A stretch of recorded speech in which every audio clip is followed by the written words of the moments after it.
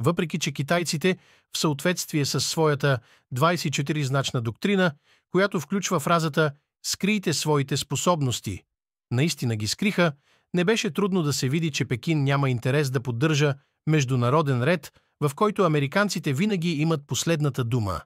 В крайна сметка китайците, които гледат на своята история в столетия, дори хилядолетия, се виждат като Жунг-го, Средното царство, централната държава, и затова вярват, че е естествено по-рано или по-късно Китай отново ще бъде центърът на света. Появата на мощен Китай промени стратегическия калкул в много центрове на властта по света. Изведнъж, в световен мащаб, който беше натежал от американския потенциал, се появи китайско тегло от другата страна и то започна да сваля везните година след година, накланяйки баланса на везните. Китай не само стана директен съперник на САЩ, но и се превърна в център на властта, който започна да подсилва всяка инициатива за подкопаване на хегемоничното господство на САЩ в много части на света. Всеки автократ, малък или голям, изведнъж получи билет за обезпечаване на каквито и да било ресурси, които притежава, след което може да отиде на пазаруване на оръжия в Кремъл. Тъй като китайците нямат интерес към демокрацията или човешките права, това беше ситуация на печеливша сделка за двете страни. Китай подкопаваше съществуващия ред не само като пряко или косвено, подкрепяше антиамериканските центрове, но просто като беше алтернативен икономически и индустриален полюс на американците или Европа. Пекин предостави лост, който всеки вземащ решения, политик или бизнесмен може да използва, често много по-конкурентен лост. Китайският растеж подкопаваше американското всемогъщество все повече и повече всяка година, но това не беше единствената причина за неговото отслабване. От падането на съветите, Вашингтон беше убеден в безкрайния характер на собствените си ресурси и в необходимостта да разшири контрола дори до периферните области, като Афганистан или Ирак. Това доведе до няколко огромни стратегически грешки. САЩ се забъркаха в безсмислени войни, които не само струваха живота на няколко хиляди американци и около 4 трилиона, да бъдем ясни, 4000 милиарда долара, но също така оставиха още по-голям хаос, върху който двамата основни противници на САЩ, без да броим Китай, т.е. Русия и Иран, започнаха да възстановяват своите сили. С други думи, те допринесоха за ускорения разпад на реда на Пакс Американа. Днес можем да видим, че американците също загубиха тези войни наративно. Сега глобалният юг наративно е настроен срещу жертвата на руската агресия – Украйна, защото последната е подкрепена от американците, които според този наратив сами извършиха инвазии, така че техният прокси, Киев, не заслужава подкрепа. Целият този процес беше засилен от друг феномен – глобалният растеж на богатството, технологичния прогрес и масовия достъп до средствата за проектиране на сила. След Втората световна война, само няколко държави и само две в необходимия мащаб притежаваха технологията и въоръжените средства за ефективно проектиране на сила. Но след 70 години относителен мир и нарастващо благосъстояние, много по-малки центрове вече имат свои собствени ефективни въоръжени сили, включително напреднали въздушни, морски и сухопътни сили, както и дори балистични ракети. И помнете, те могат да използват този потенциал в рамките на своята собствена география, което е положителен множител за тях. Американците, които искат да проектират своята собствена сила, първо трябва да се справят с географията, която, между другото, е тяхното най-голямо предизвикателство в потенциална война с Китай. Появата на Китай, грешните избори на хегемона и технологичните разработки, така можем да обобщим причините за срива на униполярния ред и като в леща можем да съберем тези мотиви и да ги облечем в един актьор – Руската федерация, подкрепена от Китай и установяваща тясно икономическо сътрудничество с Западна Европа, с одобрението на Вашингтон, Русия прекара двете десетилетия на 21 век в задълбочено модернизиране на своята военна мощ.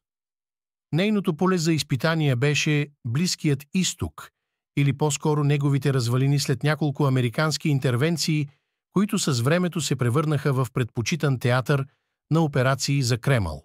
Освен това, неуспехът на САЩ и Запада като цяло да накажат Русия за нейното безразборно нахлуване в Донбас и анексията на Крим беше интерпретиран като слабост и накара руснаците да се опитат да изтласкат американското влияние изцяло от Централна Европа. Помнете, че ултиматумът от декември 2021 година предшестваше войната с Украйна. НАТО, или нека бъдем реалисти, американците отхвърлиха ултиматума, но едновременно с това отхвърлиха политиката на военно сдържане спрямо Кремъл. С други думи, те написаха Украйна като загубена кауза. Разбира се, преди войната те доставиха на украинците голям брой противотанкови оръжия, но зад кулисите, в Пентагона, бяха убедени в предстоящия колапс на страната.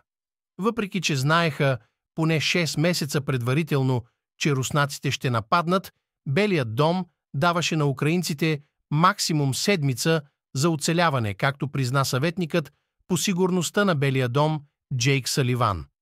Очакваше се Украйна да издържи максимум седмица, както посочва Збигнев Парафянович в своята книга «Полша във война», цитирайки полски дипломати, които са говорили с Саливан по онова време. Ето защо САЩ се подготвяха да евакуират 40 000 души от Украйна. Не само американски граждани, от които по онова време в Украйна имаше по-малко от 20 000. Вашингтон искаше да евакуира цялото украинско управление, всички елити на държавата. Известното «трябва ми боеприпаси» непревоз важеше не само за Зеленски, но и за всички украински елити.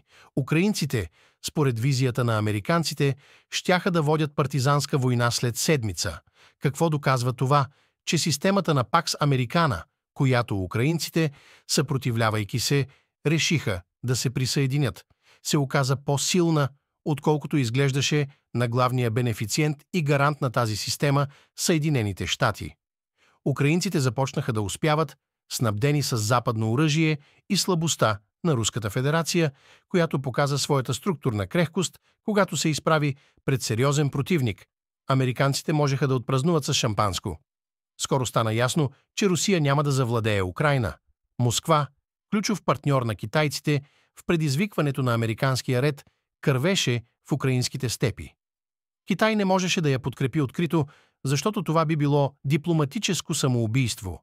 Едновременно с това Европа беше на ръба най-накрая да реши за военно изграждане, оставяйки американците свободни да пренасочат ресурси към Тихия океан, за да се изправят с пълна сила срещу Китай.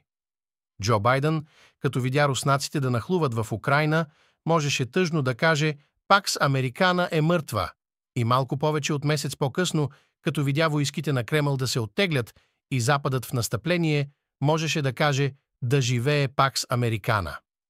Но едно нещо е сигурно в геополитиката, че нищо не е сигурно. Следващата година и половина видяха поредица от украински успехи. Докато украинците освобождаваха хиляди квадратни километри от своята страна, Русията на Путин ставаше все по-слаба с всеки изминал ден, докато американците се върнаха към ролята си на всемогъща суперсила. И така, въпреки че материално подкрепяха Киев, те управляваха войната по такъв начин, че Русия да кърви, но да не я оставят да издъхне, т.е. да се срути напълно.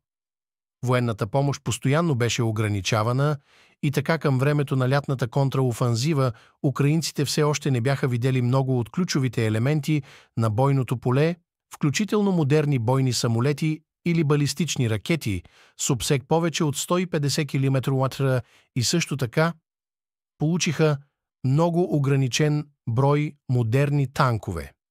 В резултат на това украинското командване, не желайки да изпрати собствената си армия на гибел, взе много предпазлив подход към офанзивата в Запорожие, която се срути, когато се сблъска с добре подготвени руски позиции.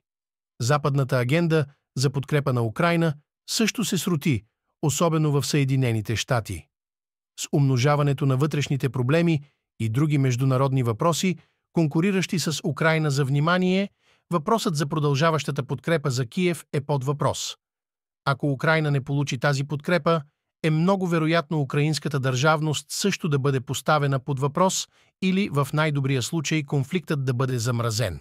Такъв сценарий ще доведе до повторение на ултиматума от декември 2021 година след няколко години, само че този път руската военна мощ ще бъде на границата не с Украйна, а с държава от НАТО, най-вероятно Естония, Латвия и Литва, тъй като географски това е най-лесната точка за разрушаване на съгласието на НАТО.